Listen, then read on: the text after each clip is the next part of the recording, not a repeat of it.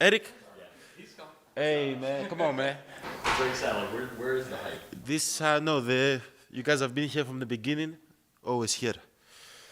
What we got? First of all, store opening. Let's talk a little bit about that. I'm very excited. It's literally 520 feet, 10 to 20 feet from here. It's underneath the Trade Hotel.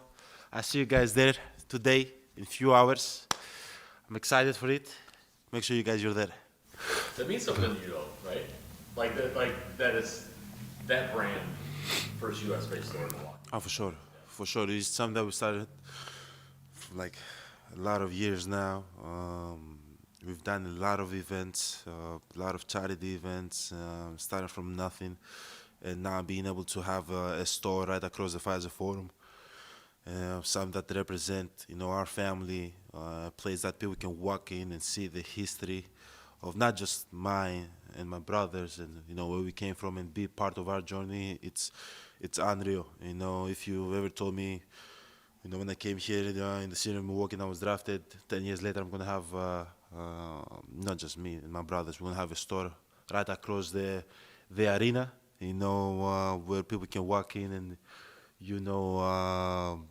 purchase a hoodie, a shirt, some, anything there that they choose to. I'll tell you, you're crazy, But at the end of the day, sometimes crazy dreams come into reality. I'm happy that we were able to do this. It's been a lot of, work for a while now that we've been trying to do this, and today, we are doing it. So I'm happy to share it with my family. My mom is going to be there, my brothers. Hopefully, we wish that Kostas was here with us, but he's obviously is not here. But the people that they're gonna come in there today and kind of share this vision, this goal that we have that's coming to reality with us today. I think it's gonna be awesome feeling. I usually don't do stuff like this. I try to keep my space from kind of have space from everything and stay with my family and focus on basketball. But I have to do this because I know a lot of people that believe in our family, work extremely hard on our behalf, and made this to come true. Thanas has worked his butt off for years now to make this come true. So I'm excited. I'm very, very, very excited. And it's good. Hopefully people like the stuff that we have in there as much as we like it. Talk a little bit. We've been talking a lot about physicality and aggressiveness on defense. How different does it feel from kind of what was expected of you personally, and I guess as a team in the past? Um, I love it so far. I'm not even gonna lie. I feel like our physicality is on another level. Guys are extremely competitive. Every game we play, it's a competitive game from start to finish. Everything is competitive. Every drill we we participate, we do. As I said, it's competitive. We go at one another. Today was the first time in like 6, 7 years that I saw guys like going at it. They were head to head, talking crap in their face. And like, no, this is my team. No, that's my teammate. Don't hit my teammate. I'm going, check you. What I'm saying, like, don't you do that again? And I'm like, no, get out of here, man. I don't want to say exactly what they said, but they were just going back and forth, and I love it. I feel like Coach Griff allows us to be us. Allows Bobby to be Bobby, allows Malik Beasley to be Malik, allows Jay Crowder to be Jay Crowder, and allows Giannis, if Giannis wants to elbow somebody, you can do it, and he's not even going to step to it. He's going to let us do that. We're big boys, we're mature, we're men, we know how to play this game, and he's going to let us play this game. And if sometimes he's going to get chippy, he's going to let us do that. But he wants us to compete. I've said it for a lot of years. Probably I've never said it publicly, but usually there's some couple teams in the NBA that when you go in and you play against them, you got to work extremely hard. And obviously his defense with the Toronto Raptors was one of those teams. Like when you play them, you got to work extremely hard for your points, the scramble, the way that they help one another, the help defense, the way they use their hands, the way they rotate.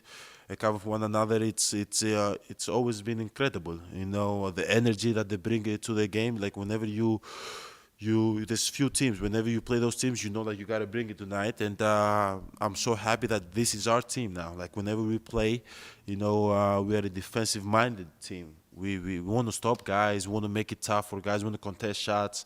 You know, we want to sprint back to transition and show bodies.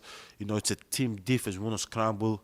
You know, like we have this thing. How many defensive rebounds you get? How many deflections you get? How many times you pressure the ball?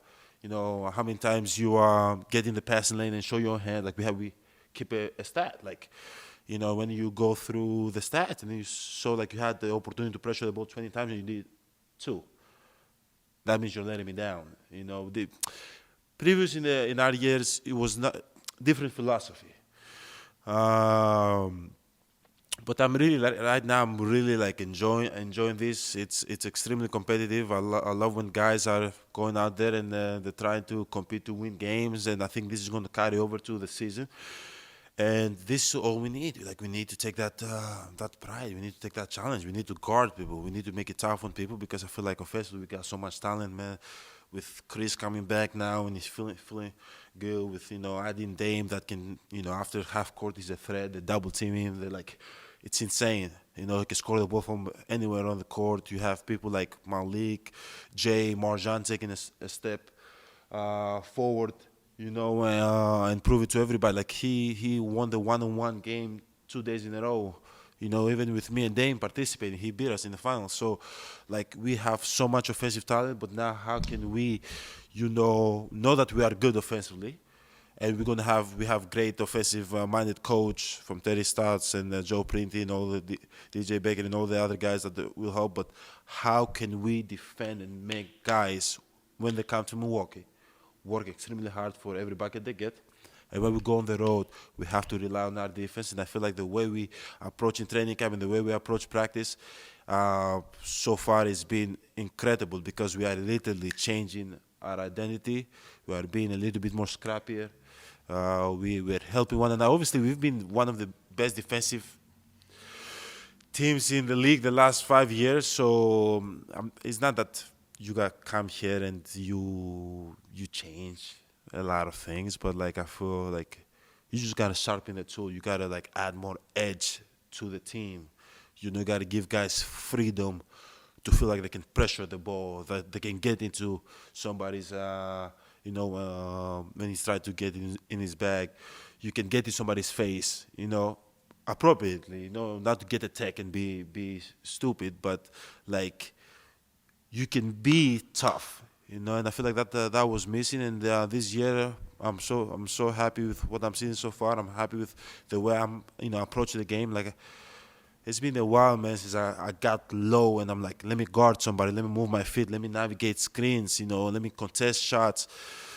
So, yeah, I love Coach Griffin idea and philosophy, and I think he has a great coaching staff behind him that allows him to be great.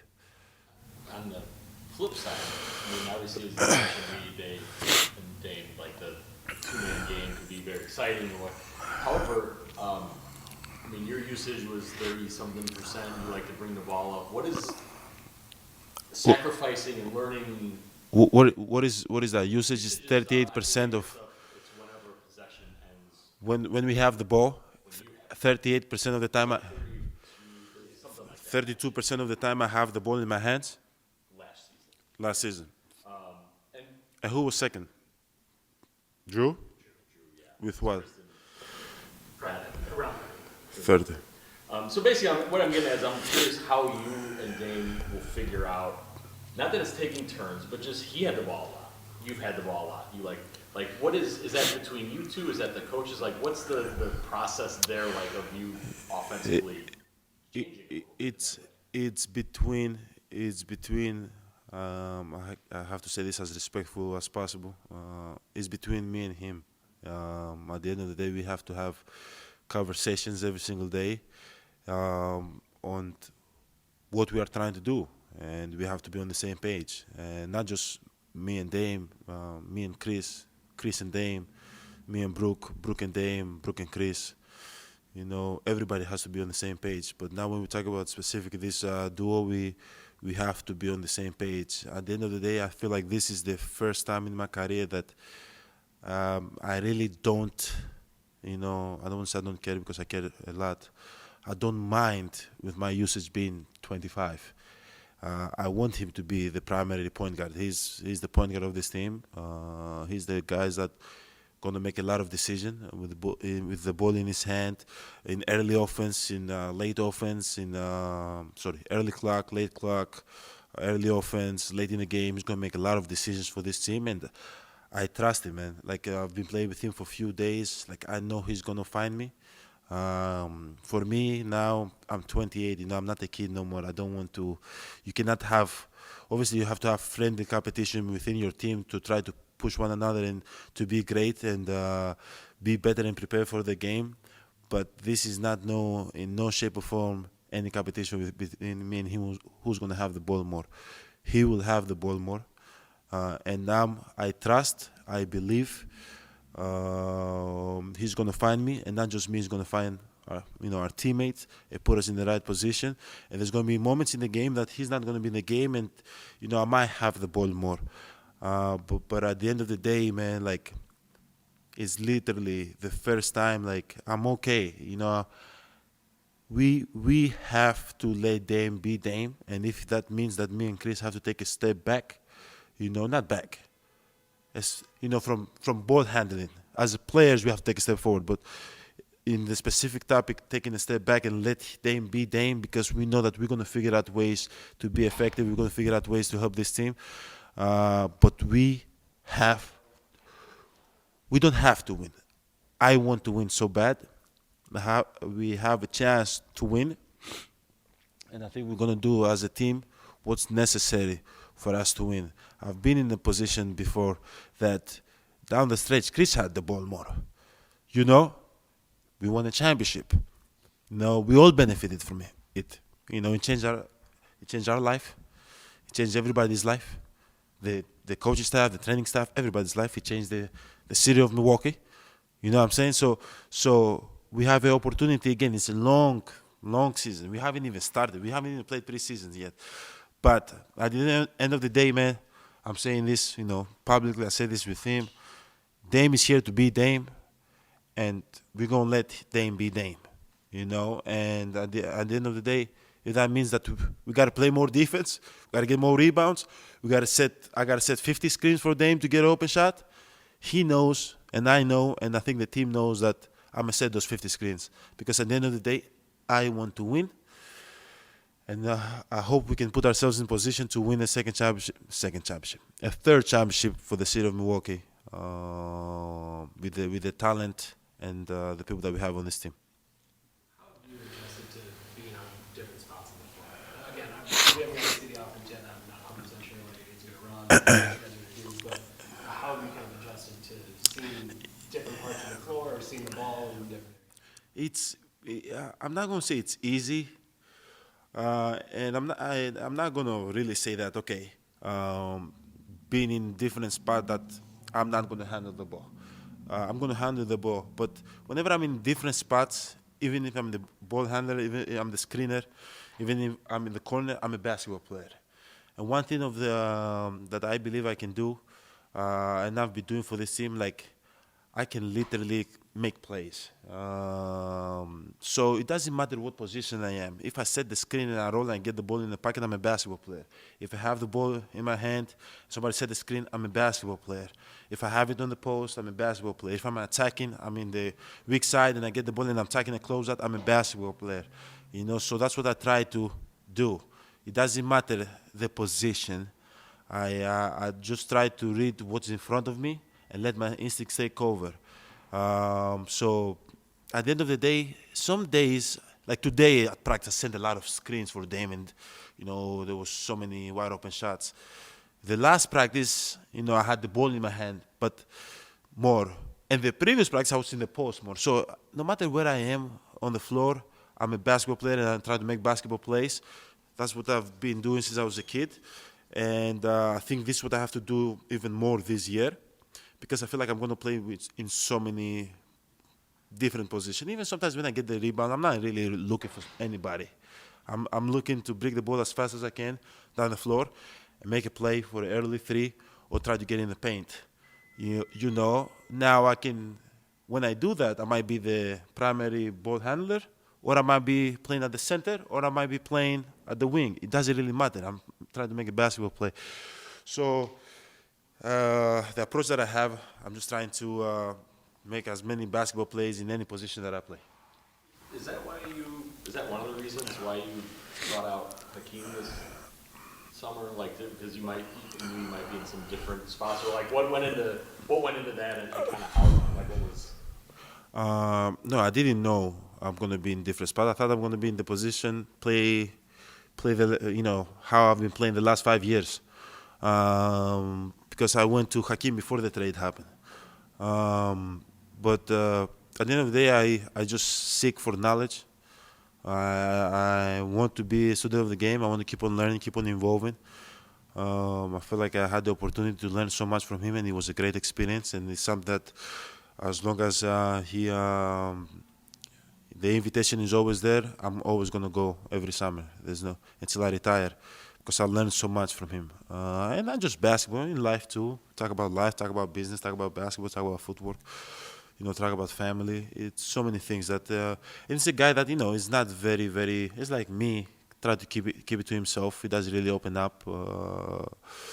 And going down to Houston, it's kind of where he is located, and the gym is located. It's very quiet. You have all the time in the world. You just sit down, and after a workout, just sit down and talk. I feel like sometimes he misses that too.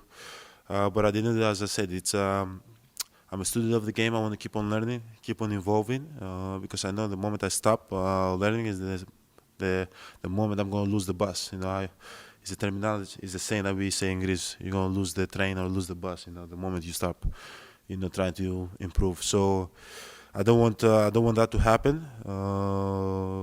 So whenever there's information that can allow me to be better and help put myself in a position to be successful with my team, I'm going to take it.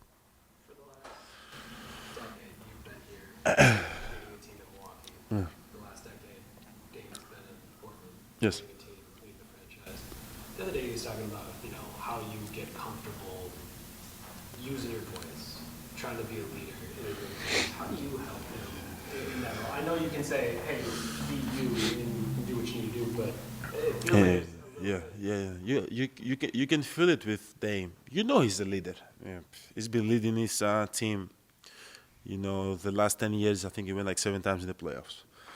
He's been leading his team, but it's kind of it's hard, and it's for me, like, I cannot imagine myself leading a team in Milwaukee and going to play with a great guy also in his team, and try to be vocal. Like, it's hard, and he's a guy that he doesn't really say much. He talks on the court, but at the end of the day, for me, whenever we have conversations, I always listen, man. I listen to him. Like, he was talking to me today. Hey, Giannis, you gotta boom, boom, boom. I was like, got you. And then we were talking about something pick and roll, how we'll run this. And I looked at him and I said, the way you want it to be run. And the moment, like, as a leader and as a teammate, you kind of give that the power to the guy. Like, hey, man, it doesn't matter if you've been here 3, 4, 5 years. 3, 4, 5 days. It doesn't matter. When you get the ball, you put us in a position. You be running the way you want to run it. And, I feel like it kind of hits you like, oh, okay, this is my shit. Sorry for my language. This is mine. This is, I'm gonna do it my way. So you gotta give guys like him freedom, because he's an artist, man. He gotta create art, and hopefully, when you're next to him, you can also create your own art, and then you create the art together. But at the end of the day, you have to give him space to kind of be vocal whenever he needs it. Initiate our offense, initiate our defense whenever he needs it. Like, you got to give him space for him to lead. And as Giannis, that have helped me, when guys gave me space to lead. I think he's going to help also Dame, because I think he needs it. He needs to feel like this is my team, this is my team. These are my guys. I gotta kind of lead them. I gotta put them in position to be successful. I gotta talk to them, and all the rest that the leader gotta do. I asked like a few guys this. Where were you? We didn't ask them. Where were you when Griff or John called? They didn't call me. Oh, so you just like how did you find out? Like where were you? Yeah. I was in the weight room. I was lifting weights, and then I don't want to say who was next to me. Somebody on the phone said, "Oh, you know, I don't know what was going on. I'm always trying to be locked in and finish my job, but I could hear, I could like just hear them, and I kind of turned and said, "What's going on?" And they didn't say nothing to me. They just, showed me, and it's how you say when your heart sinks into your butt. That's what you guys say. It's hard. It's hard. I went into the locker room, talked a little bit with Chris, talked with Chris, um, came back up, finished my work, because at the end of the day, no matter what's going on, I gotta finish my work, I gotta finish what I started. Went back in, and then got on the phone with Drew, talked, kind of hear where his head was. Talked a little bit, get the phone, dropped the phone, went back, did my recovery, went back home, and just spent 2 quiet days, kind of reflecting and understanding what all the situation was. Because at the end of the day, like the first thing that came out, it was Dame coming to the Bucks, but I thought that maybe I was getting traded. I don't know what's going on. So then you saw the all the things who Grayson and Drew was moved, and as I said, then you started sitting down, and it's a bittersweet thing. You kind of sit down and kind of reflect of all the moments that you spent with this guy, and all the moments in the bus that you were anxious about the game, and you're like, hey man, like we got this one today, whatever.